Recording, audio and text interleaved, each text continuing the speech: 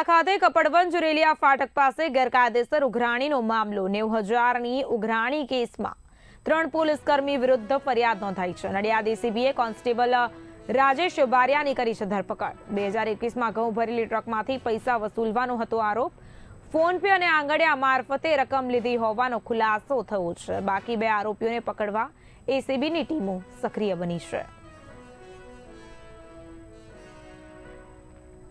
ભરીને મુંબઈ જવા રવાના થયેલ તે દરમિયાન અરવલ્લી અને ખેડા જિલ્લાની હદમાં આવેલ રેલિયા ચેકપોસ્ટ કે જે કપડવંજ રૂરલ પોલીસ સ્ટેશનમાં લાગુ પડે છે, તો ત્યાં ફરજ બજાવતા પોલીસ કર્મચારી અને જીઆરડીના માણસોએ આ ટ્રકને રોકી અને જે ટ્રક ડ્રાઈવર કે જે આપણા અરજદાર છે તેમની પાસે ટ્રકના કાગળો અને જે માલ સામાન ભરેલો એના કોઈ દસ્તાવેજ ના હોય, કાયદેસરની કાર્યવાહી કરવાની વાત કરે અને એ દરમિયાન આ જે આરોપી વિરુદ્ધ ગુનો દાખલ કરવામાં આવ્યો છે તે બધાએ એકબીજાની મદદગારી કરી અને શરૂઆતમાં 5 લાખ રૂપિયાની માંગણી કરે,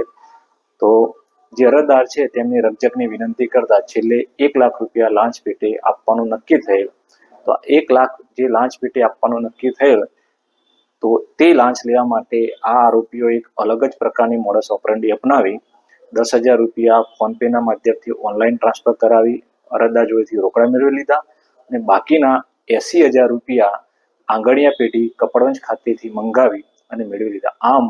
80,000 રૂપિયા આંગડિયા પેઢીથી અને 10,000 રૂપિયા ઓનલાઈન માધ્યમથી મેળવી કુલ 90,000 રૂપિયા રોકડા અરજદાર પાસેથી મેળવી લીધેલા। આના દસ્તાવેજી પુરાવો તપાસ દરમિયાન મેળવવામાં આવેલ, ટેકનિકલ પુરાવો મેળવવામાં આવેલ, સ્વતંત્ર સાહેબોના નિવેદન મેળવવામાં આવ્યું અને અરજદાર તથા આરોપીઓના વોઇસ સ્પેક્ટ્રોગ્રાફી સર્ટિફિકેટ મેળવવાની પ્રક્રિયા હાથ ધરવામાં આવેલ। આ તમામ દસ્તાવેજી ટેકનિકલ પુરાવા સ્વતંત્ર સાહેબોના નિવેદન અનુસંધાને સ્પષ્ટપણે જણાવાયેલું કે જે આરોપી વિરુદ્ધ ગુનો દાખલ થયેલો છે તે ત્રણેય આરોપીઓ એકબીજાની મદદગારી મળી રાજ્ય સેવક તરીકે પોતાની સત્તાનો દુરુપયોગ કરીને એક ન છાજે જેવું કૃત્ય કરેલ હોય, આજરોજ તેઓ ત્રણેય વિરુદ્ધ ગુનો દાખલ કરવામાં આવ્યો છે અને આરોપીઓની તપાસ કરતા આરોપી નંબર 2 રાજેશભાઈ બારૈયા મળી આવતા તેમને અટક કરવામાં આવે છે અને કાયદેસરની કાર્યવાહી હાથ